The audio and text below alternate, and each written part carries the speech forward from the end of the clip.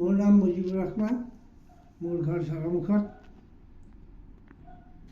আপোনাৰ ইয়ালৈ যেতিয়া আহিছিলে কি অসুবিধা লৈ আহিছিলে? মোৰ আঁঠুৰ বিষ আছিল, মই খোজকাঢ়িব পৰা নোৱাৰা হৈছিলোঁ আৰু বহুত কষ্ট পাইছিলোঁ। ইয়াত অহাত 3 দিন ট্ৰিটমেণ্ট কৰিলোঁ। 3 দিনৰ ট্ৰিটমেণ্টত মোৰ ভৰিটো এতিয়া আৰাম হৈছে, মই খোজকাঢ়িব পৰা হৈছোঁ। ইয়াতে কি কি অসুবিধা লৈ আহিছিলে? প্ৰথমতে খোজকাঢ়িব নোৱাৰা আছিলে আৰু বিষ আছিলে।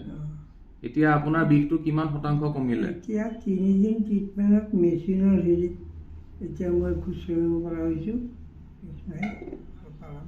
ঠিক আছে।